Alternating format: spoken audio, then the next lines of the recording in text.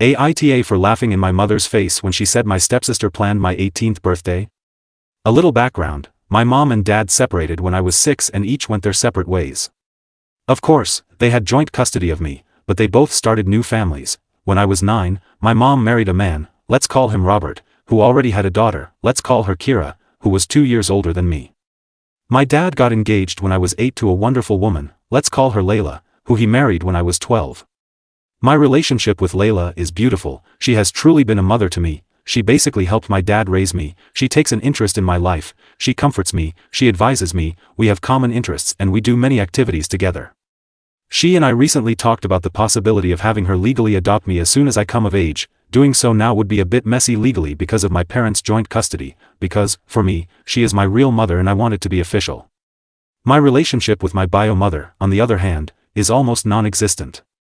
Even though I was forced to spend specific days with her, we never managed to bond because she spent all her time giving attention and affection to Kira, who already has her own mother. Even when she tried to involve me in some activity, she always included Kira and we had to do only what Kira liked.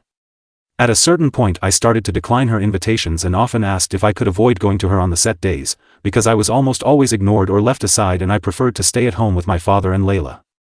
My father always tried to understand me but he also had to honor the rules set by the judge. When I got more mature he admitted that he was afraid that my mother might make some mean move in court if he agreed to not let me go to her on the appointed days. Yeah, this is something my mother would do. After knowing this, I understood my father's reasons and I absolutely don't want to put him in trouble, so I didn't make such requests anymore and I respected my schedule. Now let's get to the point. In 2 weeks I will finally turn 18. I was lucky because my birthday falls on the days I have to stay with my dad, so he, Layla and I started planning my birthday a month ago. It will be nothing too crazy, just a party with family and friends at my favorite pizza place. A casual night where I just want to have fun with the people I care about and do what I like. The place also has karaoke and I love singing. Of course, after booking and setting everything up we sent out the invitations and this extended to my mother as well. Honestly, I didn't really want her there, but then I thought that this would actually be the last time I was forced to be involved with her because, once I turn 18 I won't be forced to follow the judge's rules anymore. So we sent out the invitations 2 days ago and we already had almost all the answers, so we could organize the precise number to send to the pizza place. The only thing missing was my mother who saw the text and did not respond. I told my father that I would not insist and if she did not respond, then it meant she did not want to come and I was fine with that. I think my father was also a little relieved by the idea, even if he didn't say it openly but I could see it on his face. Anyway, the drama started this afternoon. My mother called me, very angry, accusing me of being childish and that I shouldn't have planned anything without telling her first. This left me a little confused and I reminded her that I always planned all my birthdays with Dad and Layla. Most of the time she didn't even remember, so complaining now was quite hypocritical. This made her even angrier and started attacking me because Kira had been crying ever since I sent the invitation to my mother because she had already planned a whole birthday party for me. And I was really speechless because the relationship between me and Kira is zero. She is the classic spoiled brat who always wants to be the center of attention and my mother has always supported this behavior of hers, making it worse, and clearly she and I have never gotten along. I just didn't understand why the hell Kira wanted to organize a birthday party for me. It didn't make sense. I asked her why she did it and especially why she did it without telling me. I mean, she didn't really think I wouldn't make any plans for my 18th birthday, right? It was ridiculous. My mother said it was supposed to be a surprise, and since I didn't tell her about my plans, she thought I didn't want to do anything for my birthday. And I mean she could have asked. No. No. But here comes the worst part and, I admit, the one that made me lose my cool. My mother started listing all the things Kira had prepared for my party, maybe to rub in my face what I would have missed, and they were all Kira's favorite activities. Things that I didn't like. She had booked a fish restaurant for lunch and I don't eat fish.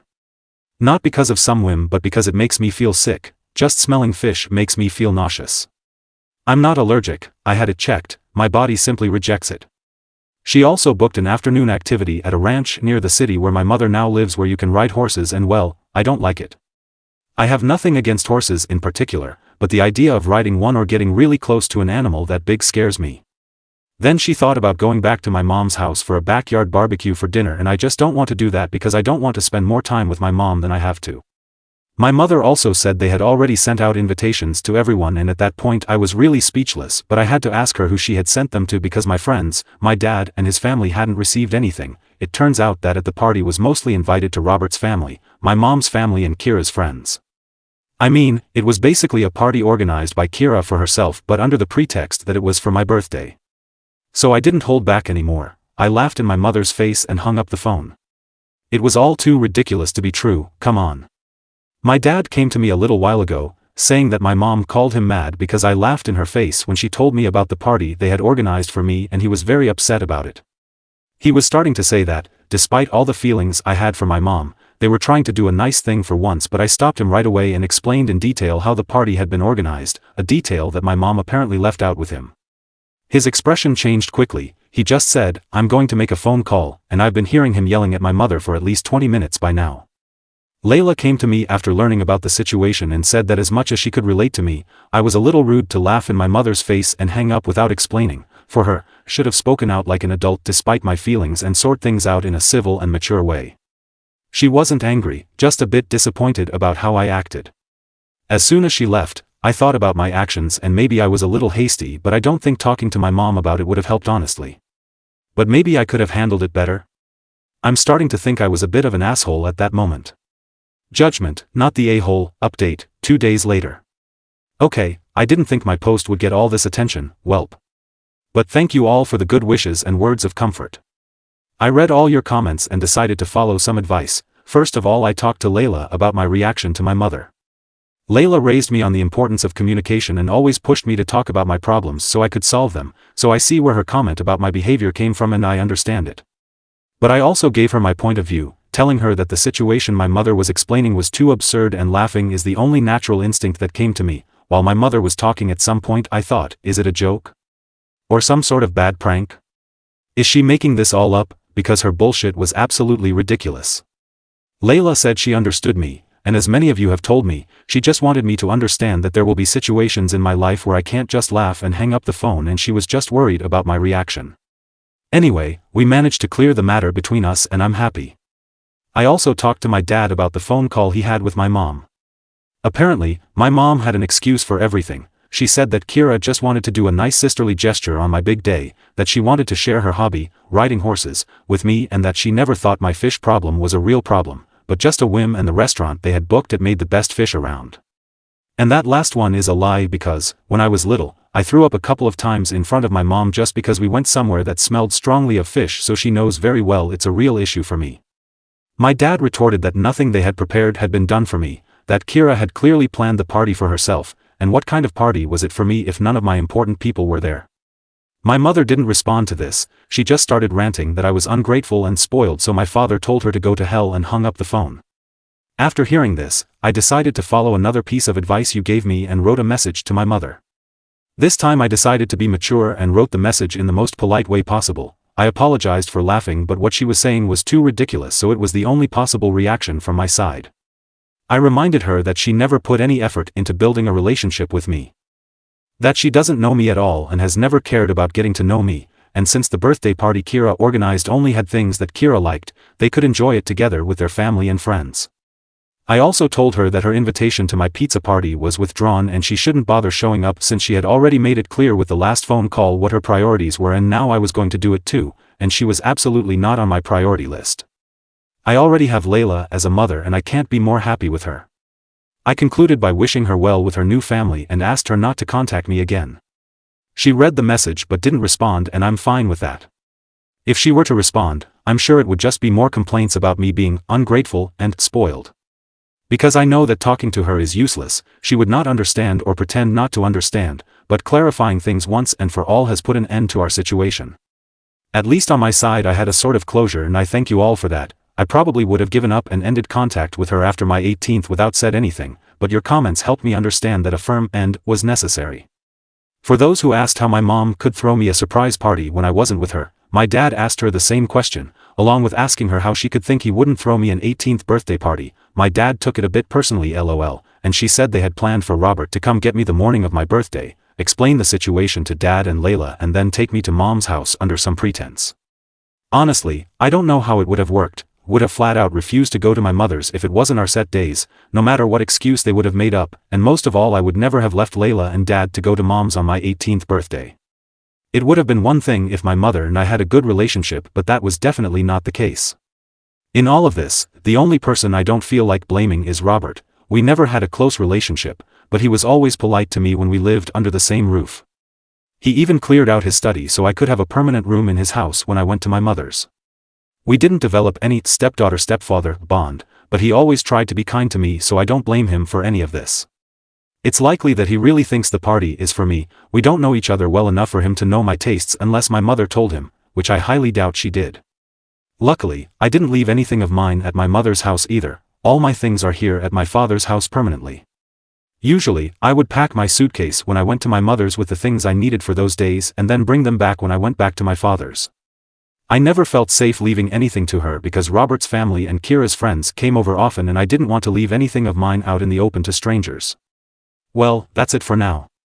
I hope my mom respects my wish to go no contact and doesn't bother me anymore after that. I'd also like to bring up the adoption conversation with Layla after the holidays. She seemed really happy when we first talked about it. Thanks again everyone for your kind words and advice. Your insights have helped me better manage the situation. I can understand that I'm still a little immature, but I feel that this experience has helped me grow a little more and see the issue from other points of view. All the best for you guys. Comments. You handled this situation with maturity and clarity, setting firm boundaries. Layla seems like an amazing support in your life. Wishing you the best moving forward. I would send a polite message to Robert as a courtesy to thank him for his kindness and consideration over the years. Then wish him best of luck, implying a permanent goodbye. I thought about it, but I don't have his number. We never felt the need to stay in touch as our interactions were mostly casual chit-chat and good morning, evening, goodbye. I don't have Kira's number either, so I think Robert and I already said goodbye for good the last time I left my mother's house. Comment. Do you have any sort of relationship with your birth giver's family, and if so, what do they think about your birth giver's treatment of you? I think you handled this situation perfectly, far more maturely than your egg donor. I don't really have much contact with my mother's family. They are just 3 people, my grandmother, my aunt, and my uncle. My uncle lives a few hours away from here with his family and I've seen him very few times during the holidays. I spent time with my mother and our interactions were very brief and distant. With my aunt and my grandmother I only have a cordial relationship. We exchange holiday greetings by text. A few times they've sent me gifts for my birthday, always money loaded onto my father's card, but that's it. Even the few times I've met them we had casual conversations about how each other's lives were going, but nothing more. In fact, I haven't invited any of them to my 18th birthday and they haven't texted me anything since the drama with my mother happened, so I think they just don't care that much. Update 2. 11 days later. My birthday was yesterday. We celebrated at the pizza place as planned and we had a lot of fun. Sorry for those who were hoping my mom would show up and make a scene, but luckily nothing like that happened. But I guess some drama happened at her house. A few days after I posted the first update, Robert called my dad. I wasn't there, so from now on I'll just say what my dad told me. My mom didn't tell Robert about our argument and the fact that I wasn't going to the party Kira organized. She just told him that the plans had changed and that Robert wouldn't have to pick me up on my birthday, because my dad was going to drive me to my mom's house. I don't know what she hoped to achieve by lying like this, but my mother's mind works strangely.